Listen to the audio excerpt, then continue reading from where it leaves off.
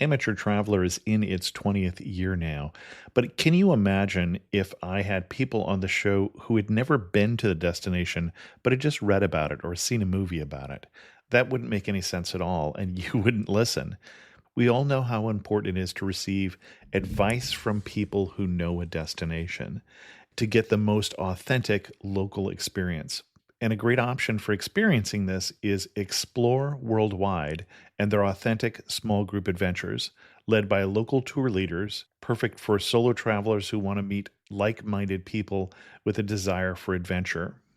I'm often an independent traveler, but two of my last three trips were with small group tours because they organize everything and it's a lot easier.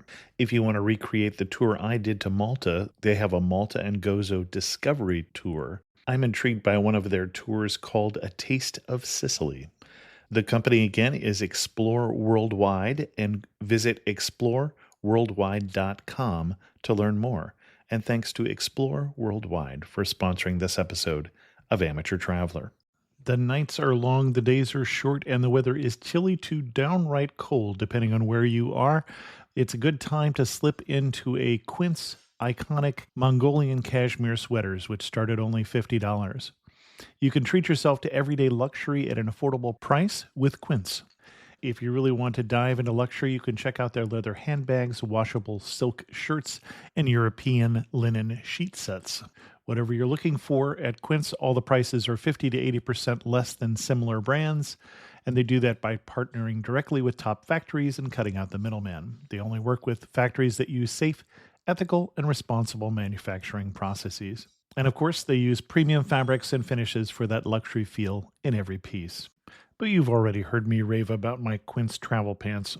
Treat yourself this winter without the luxury price tag. Go to quince.com/traveler for 365-day returns plus free shipping on your order. That's QUINCE.com/traveler to get free shipping and 365-day returns. Quince.com/traveler. And thanks to Quince for sponsoring this episode of Amateur Traveler. Got my bags packed, I'm on a roll. I'm heading out there and I'm ready to go. I'm looking real good in my passport photo. Oh, no. Amateur Traveler, episode 141. Today, the Amateur Traveler goes to Madagascar. Learn about lemurs and vanilla and beautiful beaches in this beautiful destination that is, for many of us, literally at the other end of the world. Today in the Amateur Traveler. Heading home, but maybe not today. Welcome to the Amateur Traveler. I'm your host, Chris Christensen. Before we get into the interview, I have just a little news for you today, not a lot. The regular news is pretty much the same in travel these days. Prices are going up. I did have one story that I wrote that I'd be interested in your feedback on. That's on Tribinator.com, and it's the pluses and minuses of group travel or packaged tours. I've already gotten some feedback from people who like or don't like package tours, and I'd be interested in your feedback as well. I'll put a link to that in the show notes at amateurtraveler.com. I'd like to welcome to the show Marilyn, who's coming to us from Tucson to talk to us about Madagascar. Marilyn, welcome to the show. Thank you, Chris. Nice to be here. Marilyn is actually a good friend of mine. We've traveled with Marilyn before, and this was not your first trip to Madagascar. Tell us a little bit about your history with that faraway country. I grew up on the island of Madagascar. My parents went there as missionaries in 1946 on a freighter that was originally used for transporting soldiers during the war. Our family was there off and on between 1946 and 1966 when we came back to the States, to Southern California. So I grew up there. I finished 7th grade in boarding school on the southern tip of the island, and my father had a number of different jobs, the last one being to start the radio Voice of the Gospel, which was a twice-a-day radio program beamed from the radio towers in Addis Ababa.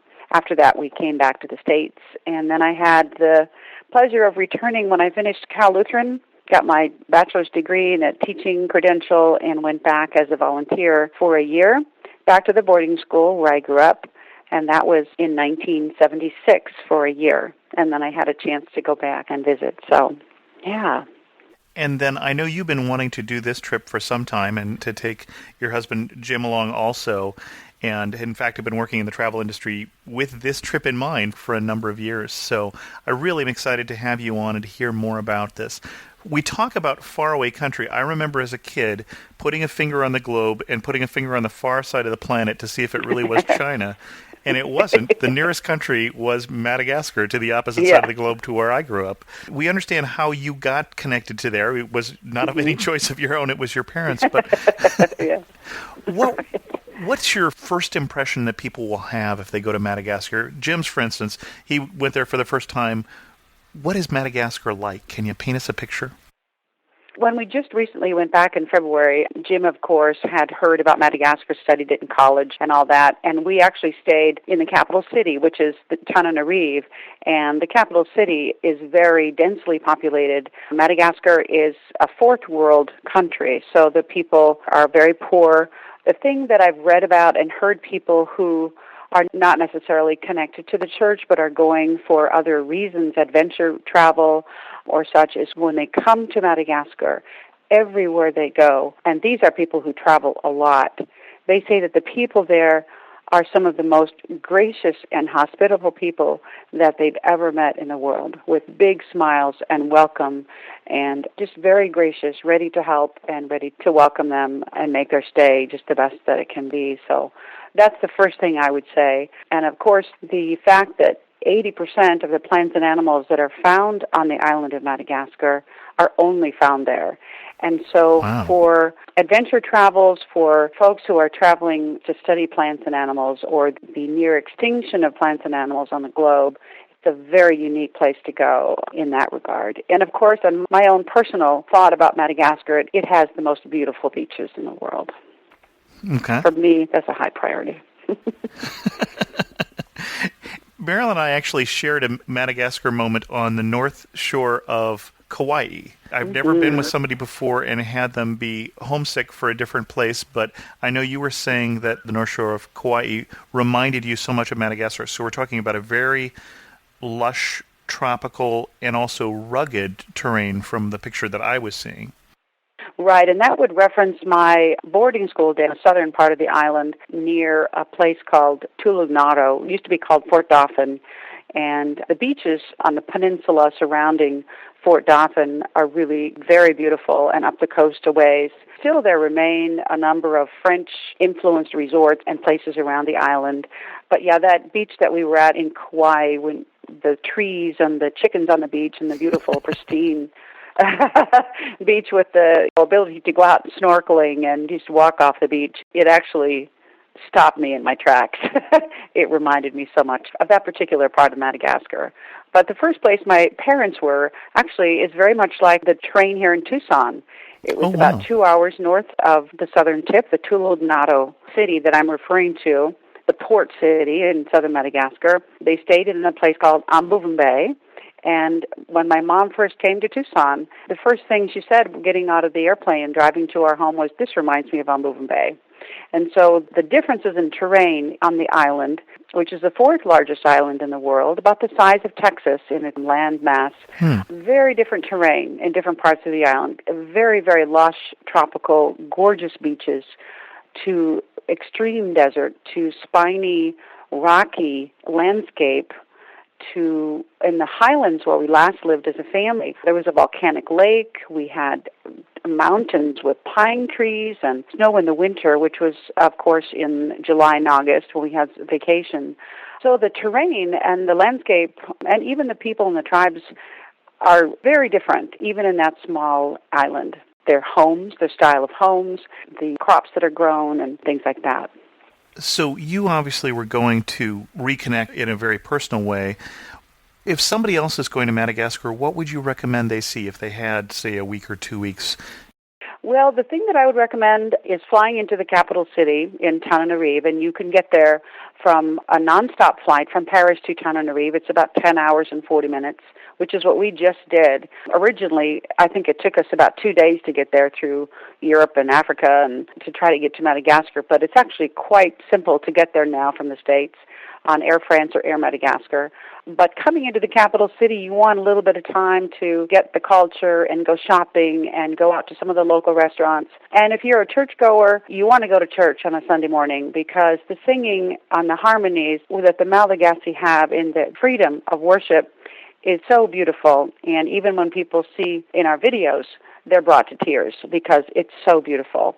But there used to be a train, and we have to check on the land connection on here, but there's a place northeast of Tananarive called Nusi Bay and Ile Sainte-Marie, which are absolutely glorious places, resort areas for staying for a few days on a beach, and if you like scuba diving or snorkeling or just simply relaxing, there are a number of resorts up there that are just really, I would definitely recommend. You would also want to take a train or a plane down to the southern part of Madagascar, down to Tulunaro.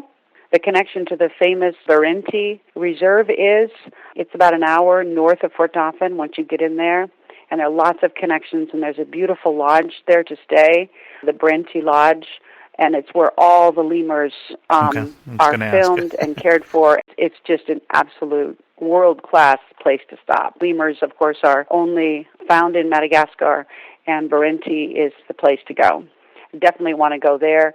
There's also a city on the west side of Madagascar called Tuliar, and you can fly up there. It's a lovely, another port city with great places to shop and walk and, again, enjoy the beaches. If you're a beach hound, my favorite beach is called Lebanon Beach, and there is a hotel right on Lebanon Beach, which I still have yet to take my family to, but it's right outside of Tulunaro. You can walk there, take a taxi cab. It's the most beautiful, protected half-moon beach with a reef out, so it's protected from any creatures out there. It's the beach, of course, where we went when we were children, but still today it's known for one of the most beautiful beaches in the world, actually. On your last trip, you hadn't been to Madagascar for a while. Any surprises? Yeah. You know, the surprises for me in the capital city of Tananarive, I never lived in Tananarive. We always went through there because that's where the flights out to Africa or Europe or the States were. Mm-hmm. The sheer population increase in the city and the density of population was staggering to me. And the amount of little tiny taxis that were trying to make their way with exorbitant gas prices and horrible fumes. I'm not painting a very good picture of walking around the city, but the sheer number of people and taxi cabs and the busyness of that city absolutely struck me. But when we got to our place where we stayed and we went to visit friends and we met people from the Peace Corps and from the embassy and just had great stories of the Peace Corps effort going on in the city and had a chance to go out to some really, really great restaurants that were $5-6 for an incredible French meal. That to me was the level of restaurants that were offered at such great localities, also for food. I mean, it was just really, really fantastic. As we talk about food, your love for beaches and my love for food are fairly similar, I think. Obviously, French influence, former French colony. If you go to Madagascar, don't forget to try the Malagasy stew called Hena Ritra, and it's Hena and Rita, the second word. And it's a stew made with beef and pork and chicken, and with some vegetables and tomatoes and garlic, served on a bed of red rice. You want the red rice. There's nothing better than red rice from Madagascar. And you want to have something in your dessert with Madagascar vanilla. And there are lots of things to choose from. Madagascar vanilla is some of the best in the world. It's used by many famous companies, including Coca-Cola. It's phenomenally good, and you have to try a French dessert, or better yet, buy some vanilla from one of the street vendors in Tananarive or any city that you go to. You can take 4 kilos of vanilla back to the States with you, which is a lot of vanilla beans. And you bring it home, and you slice them down the middle and put them in French brandy, vodka, or even cheap vanilla extract, and you put them in there and let it sit for 3 months. You have the best vanilla around. I, of course, came home with almost 4 kilos. So I'm still giving it away. And by the way, Chris, would you like some? Sure. One of my friends who was out there, he bought as much as he could, and he went back to New York City, and he paid for his whole trip by the sale of that vanilla to the New York City chef. Oh, my goodness. So, yeah, you want to have the Malagasy stew, you want to have the red rice, and depending on the season, any tropical fruit that's in season, you want to go for, and the lobster or langostino if you're on a coastal area. Now, you mentioned Malagasy, which would be the local language, which is the national language? Exactly. Okay. I only know one phrase in Malagasy, which would be, let's see if I can get it right, Sidishu ni Mangataka? Oh, I am so proud of you. Oh, my goodness. That's been my main phrase since we started our project here, too, in Tucson, is it never hurts to ask. And if you ask people to come and help along and make a difference in the lives of our friends over there, you got to ask the question. I'm so proud of you, Chris. Obviously, I learned this from Marilyn here. It never hurts to ask in Never Malagasy. hurts to ask. Is that something that tells us something about the culture? You know, I think the thing about it is when you're over there and you're talking with them, of course, there are places where if you're shopping, they want you to bargain a little bit. You want to give your price and talk it through. But they love conversation. Of course, out in the villages, unless you know Malagasy, you're not going to be able to ask them very many questions to start a conversation. But they love to talk. They love to share. Anything you want to ask, they're gracious and just so hospitable. But as far as their culture goes, I would say they're a little more reserved as far as to ask us. Might be in their own families, that phrase might come to life a little bit more. But they're very honorable and gracious and would never, ever want to put you on the spot by asking something that would put you, would put you in an uncomfortable position. Mm-hmm. And I will say one more thing about when you're coming into the capital city, what you never want to miss. You never want to miss going to the marketplaces where the women are selling embroideries, because the embroideries in Madagascar are known for looking the same on the front and on the back.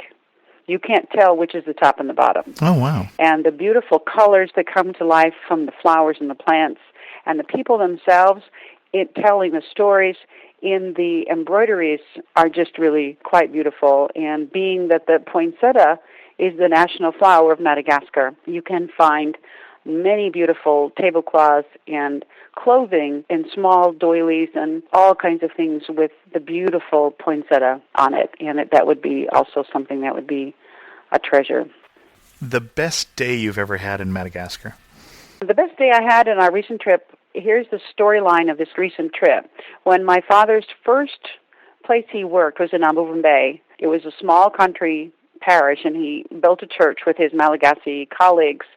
And one of the young boys that was in the church came to church with his grandmother, and his name was Peri Rasulundrabe. And he came to church, eventually became a pastor in the Lutheran church in Madagascar. And then my husband, who is a pastor here in Northeast Tucson, went to seminary in St. Paul, Minnesota. Pastor Perry became his teacher in seminary. Oh, funny. And so when we came back to Madagascar this last trip, it was to visit Pastor Perry's church in Tananarive with a membership of about 10,000 people. Oh. When I first met him on the stairs of the mission compound, I hadn't seen him for 20 years in seminary. The first thing he looked at me, he had this big grin on his face, a kiss on one cheek and a kiss on the other cheek, which is typical Malagasy, and he looks at me and he goes, "Welcome home." It was pretty special. And on the flip side, one warning you would give about going to Madagascar? Be very careful if you're walking in places that even has been rainy for a while. The water in Madagascar, if you go into the outlying, we were mainly in the central area, but the malaria and the dysentery and the problems that can come from dirty water, wherever you go, beware. Never drink anything other than bottled water, and make sure the bottled water you're drinking is truly sealed. Water is the big thing, in my opinion. And have a mosquito net on your bed. So you were taking, I assume, a malaria prophylactic then, Lariam or something like that with you? Okay. Exactly. Yeah, we took Malarone, I think it's called. Malarone, sure. Mm-hmm. And we only took that and nothing else because we went straight from Paris to Tenerife. We didn't go through Africa, so we didn't need any other shots or anything else.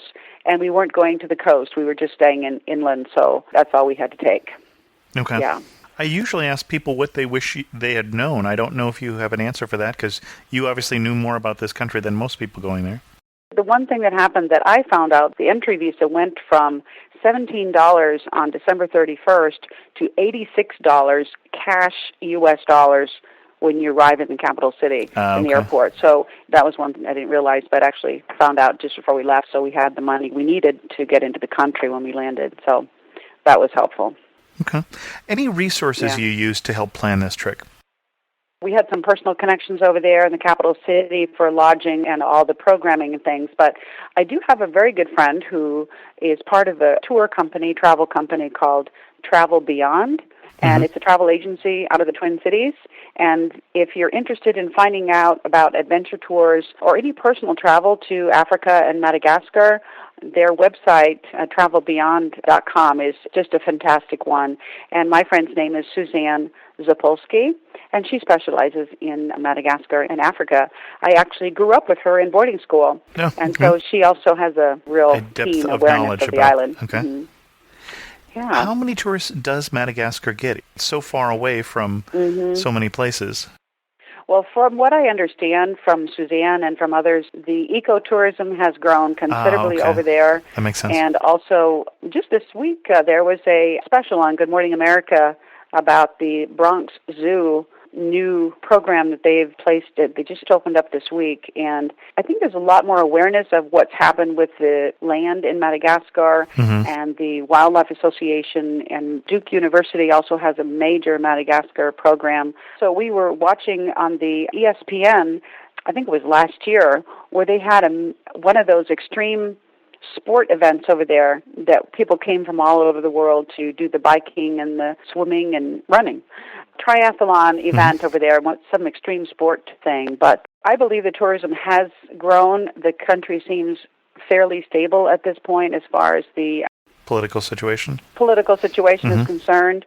And I think just because in our information age, it's just become a lot more well-known, and there's a lot of websites. There's one website also called wildmadagascar.org that is a really fun one with some absolutely stunning photographs of the people and the island itself and the variety. It's a really fun one to take a look at. Yeah, now that you can get there, I mean, we left Tucson one morning and got into Paris and got in there the next night into Tenerife. One last moment that you would picture that was a perfect Madagascar moment that really, for you, kind of sums up the country. Sums up the country. I would be sitting on Lebanon Beach. I knew it would be a beach. I would be at the beach. I would be at Lebanon Beach, and I would be sitting there for most of the afternoon, just swimming and relaxing. And then one of the lobster fishermen would be coming off of his outrigger canoe, which we called lacanas, and he would have over his shoulder a basket of fresh lobster, and he would sell them to us for almost nothing. And we would boil them up and grill them and have some French bread and have a little conversation with him and enjoy the sunset. Any last words of advice for somebody who's thinking about going to Madagascar? I would definitely think about taking a trip to Madagascar.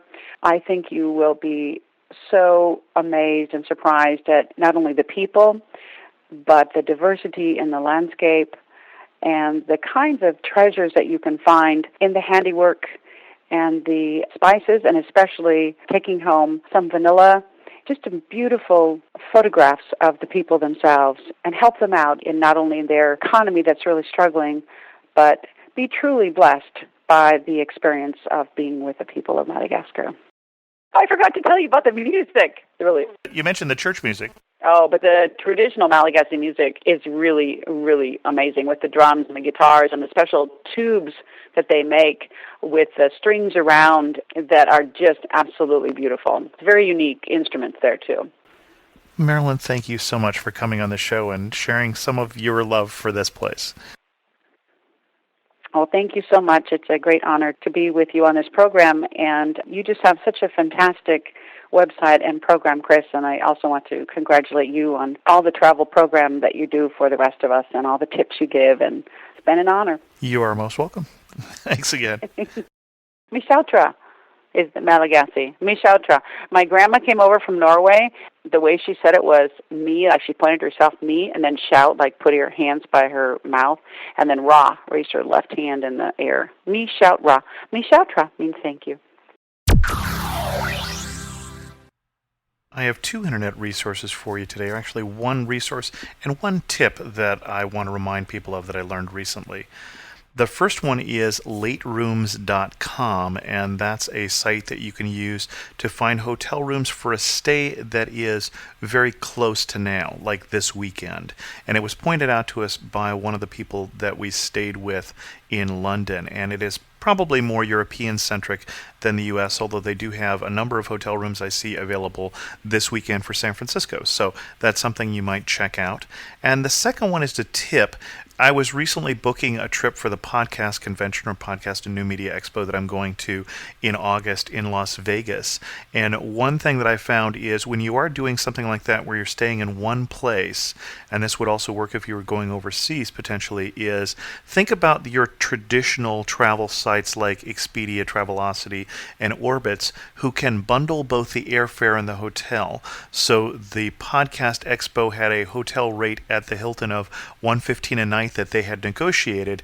I was able to bundle 3 nights plus the airfare to Las Vegas from San Jose, and basically ended up that the airfare was $15 on top of what I would have paid at the hotel if I had reserved through the expo. So that's some advice that I'm giving people, especially more recently. If you are booking a trip and you're trying to save money, and goodness knows with the price of travel right now, you probably are. If you're just going to one place, think about bundling your airfare and your hotel. I hope that helps. Keith sent me an email that had a correction to a show we did earlier in the year on Tunisia that I seem to have forgotten to play in a timely fashion. Sorry, Keith. Keith was listening to a show about Tunisia. He said he was going to visit in June and found the show helpful, but I would like to mention a small correction regarding visas. They are not required by citizens of the US, the EU, the UK, or Canada. Australians and South Africans who do require a visa can obtain it, like the podcast says on entry. However, according to the Tunisia Tourist Office in London, foreign currency is accepted. I did ask. My wife has an Australian passport. You can, if you need it, get visa in advance, but it's a rather prolix and tedious performance. And I'll put the link in that Keith sent me for the visa information. I have gotten particularly good feedback on the show we did recently on Iran. It really was one of my favorites also. Sorry, on Iran.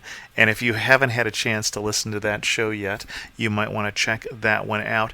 And if you do listen to a show and you like it, don't feel embarrassed to go to stumbleupon.com or digg.com and mark that show as something that other people would enjoy. It drives additional traffic to that particular episode. And so feel free to do that. You won't embarrass me at all. Remember, we do have a sponsor who is Budget Rental Car. So if you check out amateurtraveler.com/sponsor, you can get a code that'll get you 10% off your next car rental or $30 off a weekly rental. With that, we'll bring this episode of The Amateur Traveler to a close. Feel free to send me an email to host@amateurtraveler.com or leave a comment on this show at amateurtraveler.com. And as always, thanks so much for listening. Got to see one more cathedral. I got to sit in one more cafe. I know that I should be